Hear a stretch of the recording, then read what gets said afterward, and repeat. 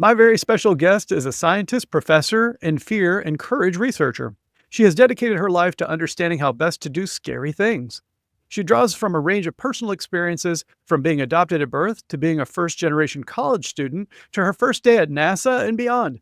She's the author of Brave New You Strategies, Tools, and Neurohacks to Live More Courageously Every Day. She is Dr. Mary Pavanroth. Welcome to the show, Mary. Thank you so much for having me. I'm so excited to chat with you. We had a quick conversation. I'm not even sure when we had it, but I was just Yeah. so blown away by the fluidity of our conversation. And when I saw your book, I was just amazed even more. So I couldn't wait to have you on the show. Yay, thank you so much. That means, so much to me because, I love your work and it's such a unique opportunity to be able to share this time and space with you. Yeah. And it's a powerful theme that you work on. And it's really one that's central to the research and writing you've done. It's all about one of our most primal human emotions, which I mentioned in your introduction, which is fear. So I guess my first question, Mary, is what were you thinking? What drew you to this uncomfortable topic of fear? Why would you do this to yourself? I ask myself that question, Mary, what were you thinking, a lot throughout my life. But specifically, I was raised in a household that used fear as a way to kind of, keep me in line, even though I was never a bad kid. I was always a people pleaser. But also, raised by a single mom, she herself lived in fear. And it wasn't, I come from like a middle class family, but I was born in the late 70s. And so access to mental health care just wasn't something that most people had the opportunity. And there was still, a lot of stigma around it. There still is a lot of stigma around it. And so I grew up, went to, college, and went into like a traditional science background because science was such a great place because you didn't have to be emotional. You could just talk about the science. It wasn't about you. And I could have this kind of, one note experience of my emotions. And that was not only, okay, it was encouraged in the sciences. But I had kind of a moment after STS-107, which is the last shuttle mission of the Columbia.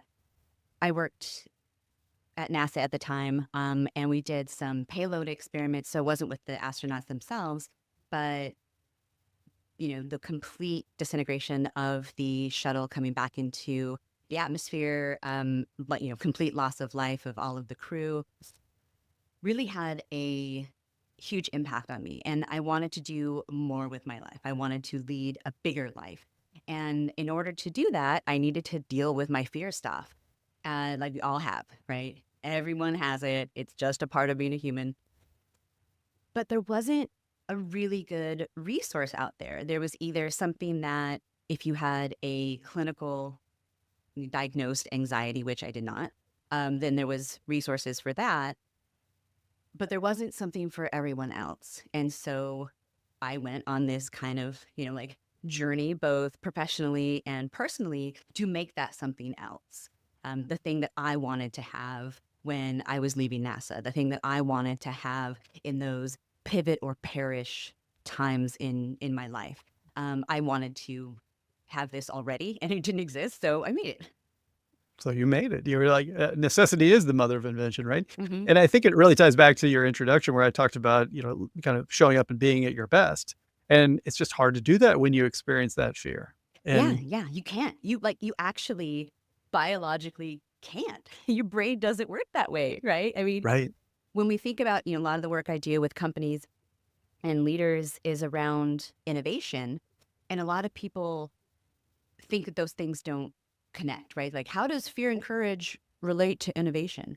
Well, if we look at the kind of two main players in our fear responses, it's going to be the parts of the brain, the amygdala, which is going to be a two almond left and right shaped organ, like aspects of the brain, and the prefrontal cortex, which if you took your right hand and gently slapped yourself on the forehead, that'd be behind there. And the prefrontal cortex is where we get all of our great ideas, our creativity, and of course, our innovation, our ability to solve really complex problems. And that goes offline if we're even in a remote, like even a small amount of fear arousal. So if we don't take care of our fear stuff, we can't innovate. We can't be creative. We can't solve complex problems.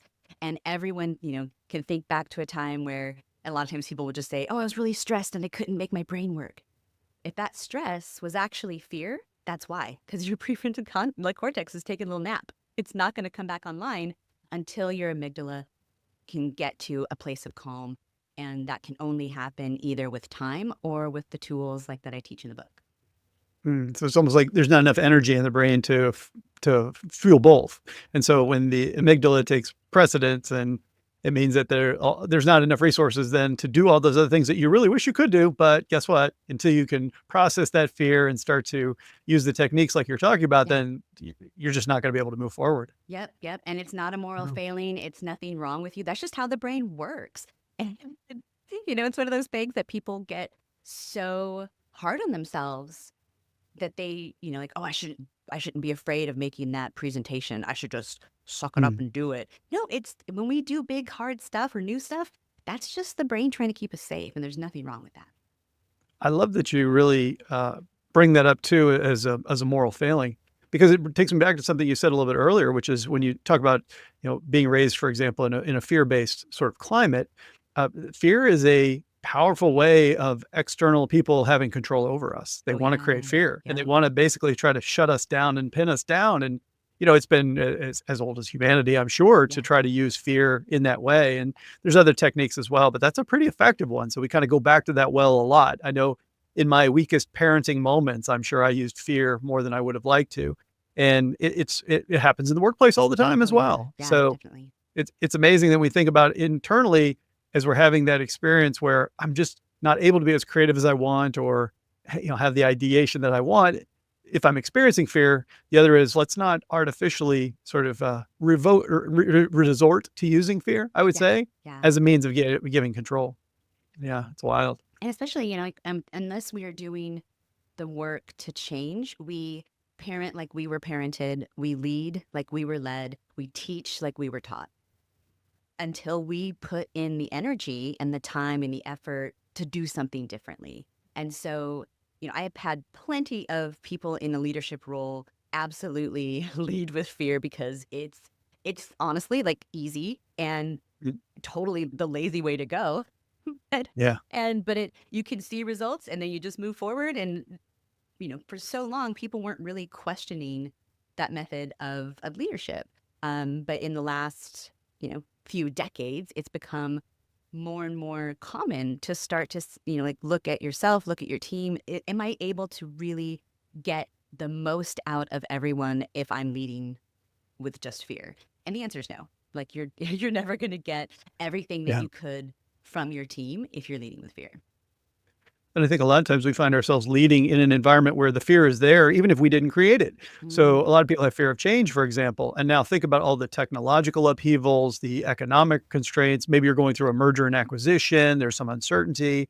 If your people are inventing their own sort of fear narratives, even if you're not choosing to use fear, you're still having to accommodate it, which I think your book is so powerful, because fear is such a prevalent point of organizational life and life.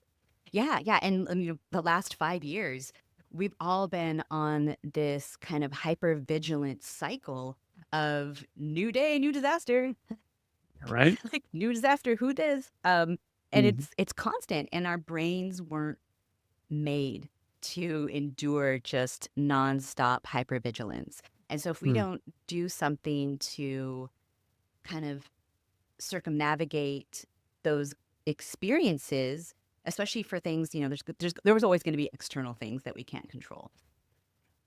But Yeah. we have to have better tools in place. Otherwise, we're not going to survive. Yeah. We're never going to be able to get back to that place of calm, because with AI and technology, things aren't going to get slower. Things are going to get faster and faster and faster.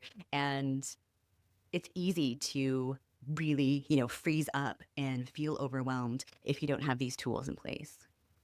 I love that visualization of the freezing. We need to stay fluid, and I think that fear doesn't allow us to do that. But it brings me to this line that you have in your book, where you say both fictional and factual fears have the potential to keep us safe, but they can also keep us trapped in cages of our own making. And I think it's all too easy to look at fear as this universal negative, like nobody wants to feel fear. But I love your line there because it really honors the fact that fear, to some extent, at least in our mind, is trying to keep us safe. But I think I might ask you to pull this apart for us a little bit. Yeah. What's the difference between fictional and factual fears in when you refer to it like that? Yeah. So, think about, let's start with the easy one. A factual fear is going to be something that is happening in the moment. It is a shared experience with everyone, in that area. Let's say you're, walking down the street. It's a really busy street, and people are, on their lunch break trying to get, some things done, get some food. And all of a sudden, like a car backfires really loudly. And in America, the first thing that we think is gunshot, right? Everyone Yeah. stops. Then they kind of, their brain is assessing, do I need to do anything about this potential danger? The answer is no, because it was a car. And then everyone just continues on their day, right? You forget about it. You reacted to it. There wasn't anything you needed to do about it. And then you just kept walking. Okay, moving on. That's something that our brains are really good at, of dealing with something in the moment. And then once we walk away and the danger has passed, or we didn't need to even respond to it, we don't obsess over that car backfiring last January. Like Mm. that's not something that we're gonna, obsess about. Fictional fear can have a grain of truth, just like a really good fiction book could be, based on true events or have some inspiration from the author's life. But it's not true in the moment, and it's not true in totality. And it's usually, it's not something that's also going to be a shared experience in the way that a car backfiring is a shared experience, right? You could have an entire organization fearful of a reorg or of change, but they're individually not going to share the exact same experience. They're all going to be a little bit different. And with factual fear, that's kind of not the one that we need to worry about with neurohacks, right? Like some of these neurohacks will help you if you are going into something that is actually dangerous, like if you're a Navy SEAL and you're actually going into physical danger, right? Not that these, some wouldn't work in that type of space, but I Mhm. work with people that need tools to help just navigate everyday life, in their professional life, in their personal lives, where my work really is going to be dedicated towards those fictional fears, those stories that we tell ourselves, maybe the stories that other people are telling us, whether that could be our friends, our family, media, wherever those stories are coming from. That's where I really focus my work on. And it's the fictional fears that are really going to be the most insidious, because when we have those moments of factual fear, we process them, and unless something really traumatic happened, we move on and we forget about it. But it's the things that we hyper focus on at 3 a.m. in bed. We're totally safe, but we're having a panic attack about, the Yeah. the next day or whatnot. Like, we're physically safe. It's fine. We're in bed, have little favorite jammies on. But our brain is having that same feeling as if we were in physical danger.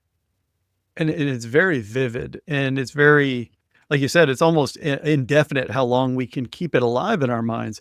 And I think that, with all due respect to Navy SEALs and firefighters and people who have Yeah. jobs that are physically dangerous, for the average, for the millions of workers, for example, in the US alone, the average person doesn't spend most of their day in mortal fear because of their job. Yeah. However, most people do experience fear to some Oh, extent, yeah. and keep it alive in their minds, and suffer the consequences. And one of the things that you had mentioned in that same line, you talk about keeping us trapped in cages we ourselves have made. And I think that you're starting to get on this a little bit, but how specifically do you look at this sort of, I don't know if you would call it rumination, but this sense of taking these fictional fears and really giving them a lot of energy and attention? Is that part of what kind of keeps us trapped in cages of our own making? Oh, yeah. Just think about all of for myself included, um, sometimes people are shocked. They're like, wait, you have fear? I'm like, of course, I'm human. It's biologically impossible not to feel fear. There's been, I think, a handful of cases since we've been, documenting these things since like 1908, that there was a genetic abnormality or a physical trauma to the brain that removed a person's ability to feel fear. It's Mm. so tiny, like it's it's not a thing. And so, but it's kind of moving through those. And with, like from looking back at my life, there was things that I wish I had said yes to, but I was afraid to go bigger or, say yes to something that was risky or, all these other things that looking back, I wish I was, a little bit stronger in that moment to say yes to something big. Um, as leaders and entrepreneurs, that can also play out daily. Maybe you don't say yes to a meeting because of X, Y, and Z, and that meeting could have, led to so many other things.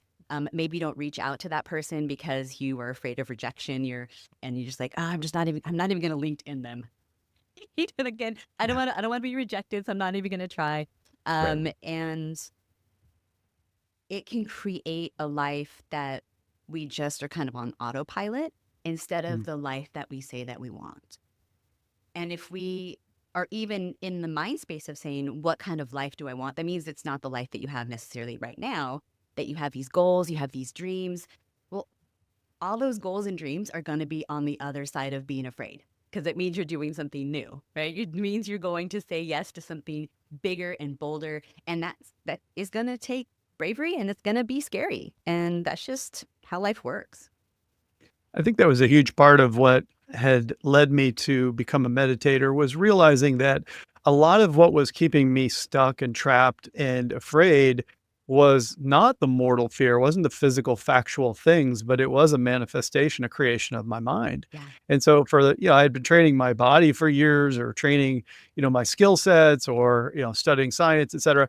But when you realize that there's nothing more central to your experience than your mind, and Yeah. you have the ability to sort of tame and quiet and control it a little bit, it made meditation very compelling for me. And I think that that's kind of, I'm seeing a lot of connections between that line of thinking and certainly your recognition here about these fictional fears. Yeah, Yeah. yeah. And with meditation, it's really, I don't go deep into it, although I mention it in the book as here's some kind of like basics that everyone should be, exploring to see if this is a good fit for you. But many times people come to my work looking for a solution and they're Mhm. not even ready kind of for the meditation, right? Because they can't like sitting by themselves with themselves for Oh, even right. 30 seconds is so painful.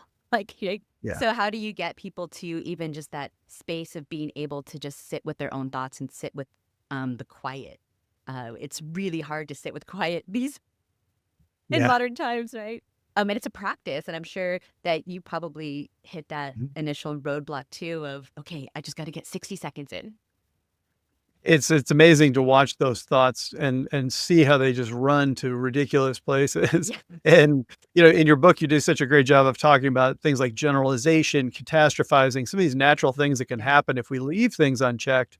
But I look forward to talking to you here in just a bit about these neurohacks that you offer. But before that, I want to just kind of hone in on the world of work for a second, just because everybody who's listening on the podcast for the most part works in organizations. We've talked about it a little bit, but do you think about the prevalence of what you see when it comes to fear at work, or what sort of trends you touched on a little bit that for the last 5 years at least we've been, waiting for the daily disaster. But even beyond that, anything else that you're seeing when it comes to thinking about the nature of fear at work? yeah. I think there's a couple of things.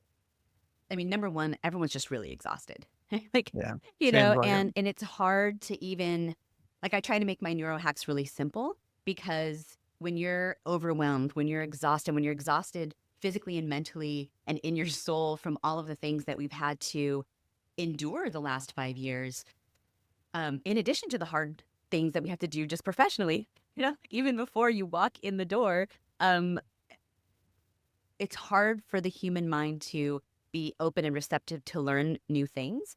And especially if those things are complex or convoluted, you're like, nah, like I just can't. And so I try to give people something that's really easy that they can try immediately. They don't have to purchase anything fancy. It's just you can try it and see if many options to see which one works for you. So in terms of kind of the big things that I'm seeing, obviously, I did a some work for Google X Labs the day after the election, and the team was really trying to wrestle with, okay, what does this mean for us professionally and personally, and how do we go forward? So I think that no one is able to just leave their fears of non-work stuff at the door. Like Mhm. it's not possible. And professionally, we're seeing huge disruption with AI, right? In across every industry. I am based out of Los Angeles, and with the entertainment industry, there was so much kind of struggle with the, like WGA strikes. And then we finally got like a contract. Okay, Hollywood's back, baby. Let's do this. And then Yep. AI. And so there's so much upheaval and chaos in the world. And I think almost across every industry that everyone just doesn't know what to grab onto, Mhm. right? It's that, like, okay, like I just want something solid to feel like I have some mooring, and we all feel really untethered. And like, how do we start to grab onto this tornado and do something with it?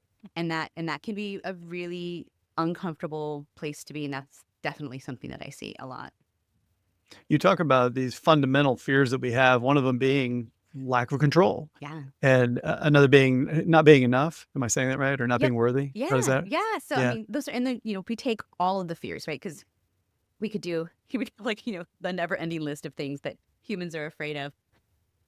But if you take the ones that are going to be within that kind of like fictional fear space, they boil Mm. down to kind of one to sometimes it's in the middle, like it could be both, because humans are complex. But generally, you can categorize it as a fear of not being enough or a fear of losing control.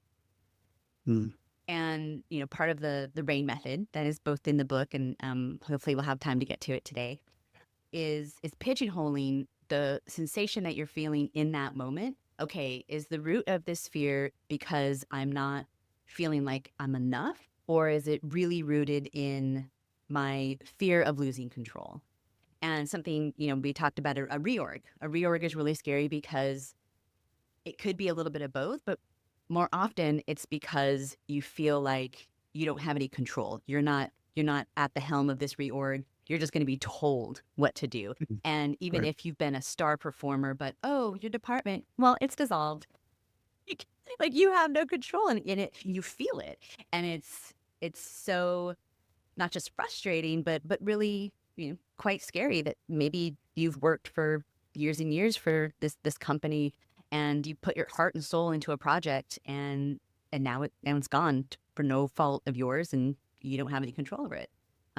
So kind of thinking about, here's the more complex thing that I'm afraid of. How can I boil it down to either fear of not enough or fear of losing control?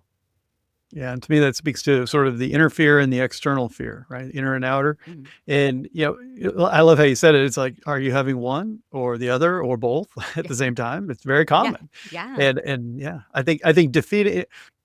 I know that in your work, you don't like the term fearlessness because that can't be the goal is to eliminate all fear. But I'd love to hear your take on that. Like we've been talking about fear, and we know it holds us back. Wouldn't it seem natural that fearlessness should be sort of the end game when we get to actually celebrate and move on with our lives? I'm more about mastery, especially because Yeah, fearlessness doesn't exist. Like it I just see. doesn't Yeah, exist, right? yeah, It's nearly biologically impossible to be fearless. right. Yet, in the way that we communicate to each other, and through the way that we communicate to kids, and really all ages, is just be fearless. And then Right. we lose because we're never going to be fearless. And then when we don't hit this mark, we feel ashamed. We don't want to talk about it because we think we're the only one. Oh, and Right. like, let's just remove that from even being a possibility because it's an unattainable goal. I like that a lot. Like, Yeah, it and just it doesn't it almost like work. it stokes more fear because then I don't feel like I'm enough Yeah, because everybody else is fearless and I'm right. not. Like actually, Yep. nobody is. It's not possible. I Right. like that a lot. Like, it's Yeah. all a lie. It's all a lie. Yeah, and it's unattainable, so why set yourself up for disaster, Hmm. I love what you said, mastery. Mastery is so much better than some binary flip that you get to switch that you get to flip that says, "Oh, I've achieved fearlessness, and now I'm all set." No, that can't be the goal. But I think it's makes me ready for your neurohacks. You've said it a couple times. What are neurohacks, and what is it about our brains that makes these techniques of yours so effective? Well, like our brain is kind of like really old hardware. Like Yeah, it works, it does its especially thing. in my case. Or oh my god, it's like it could be a bit clunky. Yeah, sometimes you have to unplug it, plug it back in, and we're trying to do such complex things in our modern world with really outdated hardware. But there's nothing we can do about that because evolution is a really slow process. And in order to like keep up with the pace of modern life and the stressors that we are having to endure, um, having these kind of ways to have these cheat codes, right? When I was younger, I like loved video games. My first game system was an Atari. Ooh. Back in like the early '80s, which I still have. Moved it through Nintendo, Sega, all of the platforms, and I remember like there was Nintendo had this like thing you could buy called like the Genie, and it was a way to have cheat codes. This is before the internet. Like there was internet to like Google how to do stuff. And that's the way that I kind of liken these neurohacks. They're kind of cheat codes for your brain. They're going to get your brain to do something a little bit differently. It's not something outside, like it's not going to make you superhuman, right? These are just ways to get to the outcome that you want faster and easier. So you're not dissolving your ability to feel fear, because again, that's not something that is even possible. But you're going to get better at navigating through those like choppy waters of the fear sensation so that you can get to that other side where the life that you say that you want is going to exist. And they're something that I always try to make things that you can do anywhere. Meditation is amazing, but sometimes you can't always do that if you are in a high stakes meeting, or you're on stage, right? And fear isn't always a bad thing. It's, as a public speaker, if I know that I'm doing either like a bigger audience or it's a venue that is going to be bigger than I've done before, of course I'm going to have like anxiety around it and be nervous Mhm. about it. That's because I care. Like I want to Right. do good, Right. right? If I didn't care, I was like, whatever, another day, another dollar, then I'm not really going to bring my A game. I'm gonna Yeah. Not like, gonna be a great talk. Yeah. right? Yeah. So that you can turn that like nervousness into energy that you can then propel what you're doing even farther. If you were just, on autopilot and like, yeah, whatever, I guess. Hey guys, cool. All right. That was great. See you later. No one wants to see that. Mm, yeah. No, and I love the point that you're making, which is that you can't always just, stop to do certain things. You can't just hit the pause button. Sometimes you don't have a chance to pause a meeting when you feel something arise in yourself. You can't just say, everybody, "Hey, everybody, hold on. Can we just hit the pause button here?" That's kind of hard to do, and giving a talk or whatever it might be.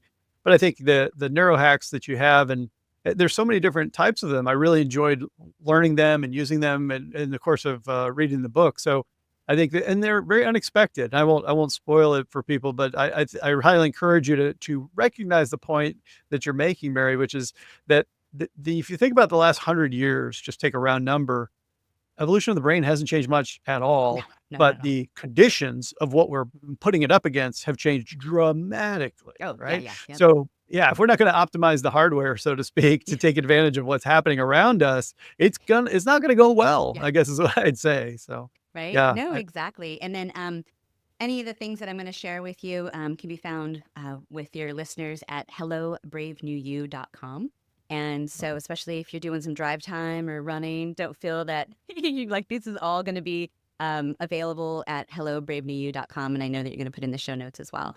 definitely. So we can just jump into a couple of like my favorite neurohacks. I've started Yeah. to build. So in the book, obviously, there are going to be explanations, but I wanted an even quicker way to allow people to access these. So I've been building these kind of little like quick win deck cards because I love cards. I just love like a deck of cards. It's so fun. And these are going to be in digital format on the Hello Brave New You as well. And so we can just do like one of my favorite ones is the Pinch the Valley one. this is going to help to activate your vagus nerve. It's going to help to calm that amygdala.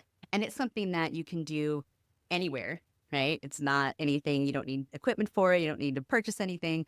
And really easy to do. So if you took, I'm right-handed, so I start with my right hand, but it doesn't matter which hand you use. So with my right hand, I make like an L. And then on my left hand, I'm also making an L. But with my right hand, I'm going to take my thumb and forefinger and just kind of like pinch above the webbing. So you want like the meaty part in between your thumb and forefinger on your opposite hand. And you're just going to massage it. You don't need to like dig in there, but you can just like, you want to have some pressure.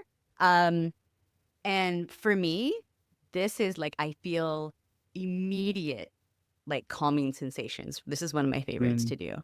And this is something that it just looks like you're holding your hand, right?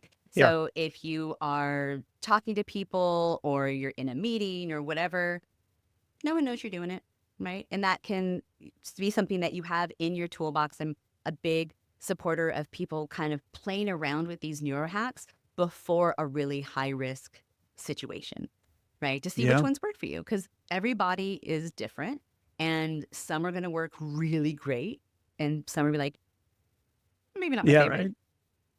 I like that one because it's super Zoom friendly too. You could just be doing it, nobody would know. It's right under the camera. But I know you have one too that involves the face. Would you be willing to share that one with us too? So I love this there's one. there's the tapping into courage one. Nice. And tapping in EFT, so kind of my work, there's some of it that is going to be from my own academic research. And then some of it is bringing in other types of modalities in a really easy way to remember, because sometimes things can get really complex. Academics love to make things more complex than they need to. So if this is something that works for you, definitely dig deeper into EFT or tapping. So this one's just going to be, starting like if you had your two forefingers and kind of like in between your eyebrows, and you're going to essentially make the shape of a heart, but you're just going to like gently tap above your eyebrows and kind of on the outside of your eyes and then under your cheekbones. And you're targeting to end at your chin, right? And kind of making that heart shape.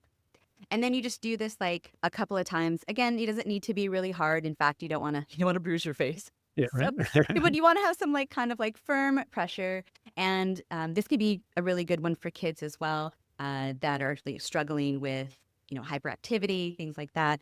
And you always have your, fingers ready to go. Something that you can do if you're in traffic, commuting out to work, and it's going to be a really hard day, or maybe right before you go into office or a high value meeting. Just kind of having that recentering practice can be really powerful to circumnavigate those feelings before they even like arise. What I particularly appreciate about them too is so much of the world of work that we have is very cerebral these days. It's all ideas and persuasion and these ephemeral things. And I know for me personally, I kind of leave my body a lot. I don't feel very grounded. And you're giving us very simple physical corporal techniques that are like, okay, whether it's your vagus nerve and you're actually touching yourself, your face, and you're bringing yourself back and your awareness back. And I could see where that would be very grounding, very calming. So I like that. Thanks for sharing that. Yeah, my pleasure. And there's like, again, lots in the book, and also lots of different methods that I create tutorial videos on the website as well, so that people can return to learning how to do these. And there's like downloadables that people can keep on their phone as well. Love that. Love that. And also I'm a good frameworker. I love good frameworks. And I know that you mentioned a little bit earlier about the RAIN method, which I also found super compelling. So I know the resource you're going to share and you have shared has got more details, but can you give us an overview real quickly about your RAIN method? Yeah. So on the website, there'll be this little info card that people can download that will have more details. But basically, like the RAIN method, you're going to have like recognize, assign, identify, and navigate. And we've gone through a little bit of this as we've kind of made our talk throughout this, like half hour or so. But recognize is going to be kind of the first step of, if there's something, a really extreme fear response, then you don't need to, you're in fear, right? But so much of our daily life, especially when we're at work, we're in this kind of like low to medium fear arousal. And we don't always recognize it as a fear arousal because we many times just call it stress, right? And then we create this stress badge of courage with each other. And like, how you doing? Oh man, I'm so stressed. Yeah, me too. Okay, good talk. All right. And then we just motor on through, and we don't really recognize it as a fear arousal. So thinking about, what does your particular body do when you are in a low or medium fear arousal state? For me, I'm a shoulder scruncher. So if my shoulders are around my ears, I know that there's something going on and I need to address it. Or I'm a jaw clencher. Some people will have sweaty palms, or maybe some, digestive issues, or everyone's Yeah. different, that they're going to have their own jam on exactly how their body is trying to tell them that they are experiencing a fear arousal response. The next one Love is that. going to be a sign. And this graphic is also going to be available on the website. And I tell people to just, even if you only do step 2, a sign, having that fear wheel on your phone as something that you can easily just, bloop, all right. It's called pigeonholing, but pigeonholing is super powerful for humans because it helps us think that we have control over a chaotic world. And so, assigning, you choose one word. And many times people will say oh no, I have more than one word for the feeling. I'm like, I get it, but you can only pick one because it's the process is the point. So You're a tough teacher. right, I know. Just pick one. And so is the thing that you're feeling right now that is causing, your jaw to clench or your shoulders to be in your ears, is that dread? Is that angst? Is that overwhelm? Give it exactly one word that is not fear and not stress. And the fear wheel can help guide into what that one word would be. And many times people get to the R and the A and then they feel better, right? They don't need to move on. So you don't have to do all 4 stages. It's go in these stages until you feel better. But if you're actually, okay, after step 2, cool, then mosey on with your day. You can just stop there. And then the next one is going to be identify, which is going to be the, which bucket does the thing that you're feeling right now best fit into? So is that going to be fear of not enough, or is that fear of losing control? And even though humans are complex, like we said, that many fears and sensations can fit into both, the power of this step is to just choose one. Because again, that's that pigeonholing and making sure that we're just choosing one, because that is less overwhelming. When we kind of become nebulous around stuff or saying oh, it's all the things, then that doesn't help us feel calm. That makes us feel more out of control. Right. So just choosing one is the point on that one. And then the last one is going to be navigate. Now on the infographic, I have box breathing. And that is just one of many neurohacks. But basically, the last step is going to be popping in your favorite neurohack. That can be anything in the book, that's coming back to that toolbox. What's going to be appropriate for the arena that you are feeling that sensation in? That could be the pinch the valley. That could be the tapping. So the navigate stage is really kind of choose your own adventure and pop in your favorite neurohack there. I love it because it's such a straightforward framework, but it mixes in the tools. And I find that when you feel like you have a tool that can help you address a challenge, you feel that much more empowered, that much more efficacy about the fact that you can get through this.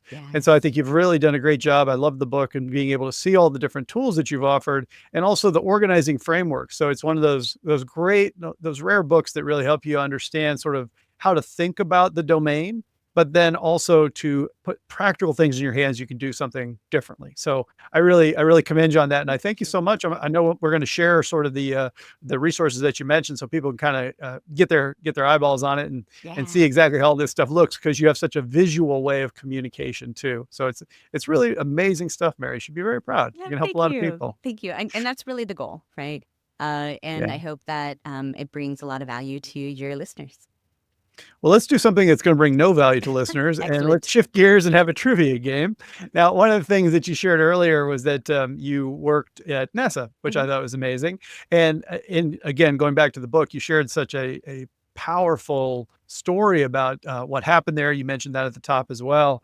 But I took the inspiration for that to ask us a trivia question about space. Okay. So I don't know a lot about space, but if you and I are a team, we have AI is going to ask us a question. So I have no idea what's about to happen. And let's see what we have here. So it says, what is the name of the natural satellite that orbits Earth? Wow, that's going to be a pretty straightforward one, I think. The moon?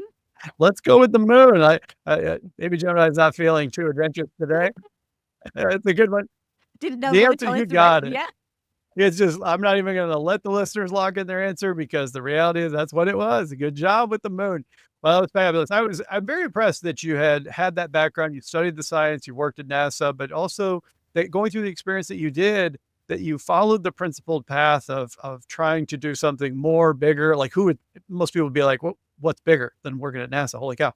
But I'm really impressed and pleased with sort of the way that your journey has unfolded and how it's brought us together today. So I really can't thank you enough, Mary, for sharing that with us.